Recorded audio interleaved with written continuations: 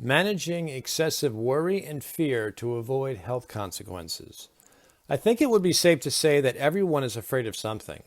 Sometimes that fear is justified and sometimes not so much. In this article, I want to focus on some of the fears that are not necessarily justified or amplified above and beyond that which is healthy, what it does to the body, and strategies for overcoming it. For people such as myself living with a health condition, in my case it's a neurological movement disorder called dystonia, which is accompanied by pain, our fears are often magnified because we don't know what each day holds, let alone the future, because of our unpredictable symptoms. However, this does not mean that our fears can't be better controlled, and to be honest, everyone is living with the unpredictability of life. No one really knows what each day or the future holds for them. As I discuss in my new book, Beyond Pain and Suffering, Adapting to Adversity and Life Challenges, fear interferes with nearly every area of our life. We cannot thrive when we are controlled by fear because fear stresses our immune system, clouds our thinking, and creates inflammatory biochemical responses that harm us. It also keeps us stuck in the fight, flight, freeze stress response. Learning to dismantle the fear response could be the saving grace to our mental and physical health. I think the most important thing to first understand about fear is that it is normal and we all experience it, so we shouldn't shame ourselves for our worries.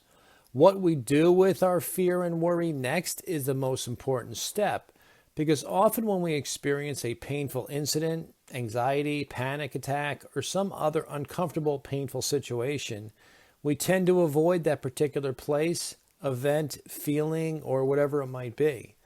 This can create anxiety in our lives, which then creates more overall fear in other areas of our lives, which then creates more overall stress that prolongs suffering. To help me disengage the fear response, I practice breathing exercises, visualization, meditation, prayer, affirmations, and other mind-calming activities to help me better sit with my fears and work through them. I also talk to my fear so I perceive it from a more rational perspective versus a reactionary one. I have since learned that my fears are more often than not a figment of my imagination.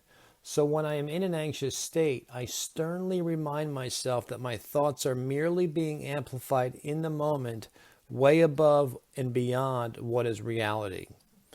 Because many people struggle with rationalizing fears that seem so real and powerful, we do a lot of over-worrying about too many things, which makes it so we can't enjoy ourselves. It's like being afraid of bridges and driving on a highway knowing a bridge is coming up in 100 miles, and we worry the entire 100 miles for that momentary trip over the bridge. We miss everything along the way because we are so worried about that bridge. This is what happens in life. If we fear everything, we miss out on the richness of the many experiences all around us. We need to practice learning to live in the moment and understand that we are only promised moments in this life. Once this moment is over, we have another moment and then another.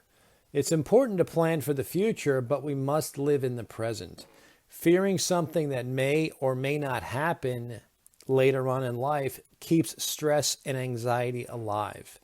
Fear and anxiety then become habitual, and we react to stressful events without even thinking, which is why certain things are called triggers. Please understand that the body keeps the score and it holds memories and connections to past trauma of any kind, even if it is subconscious. Connecting with it and not being fearful of it is a very powerful way to process it and transcend it.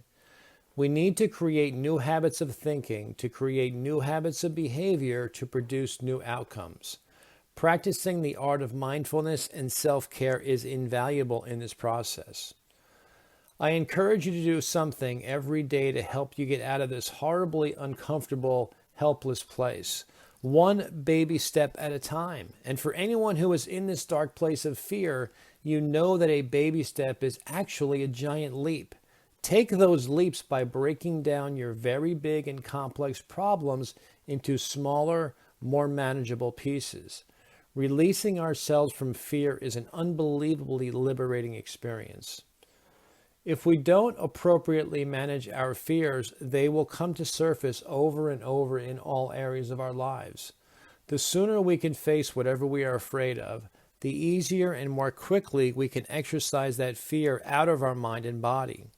If we allow fear to linger, this will worsen the fear and give it more power over us, which keeps us stuck in a state of chronic stress where we become immobilized. And life is too short to live like that.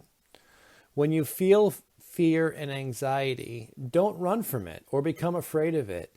Adding fear on top of fear keeps it alive. Instead, recognize it, talk to it, breathe through it, and let it pass. Thank you for taking the time to listen. I hope you found this helpful. If you would like to read and hear more of my blogs, go to my website, which is tomseamancoaching.com.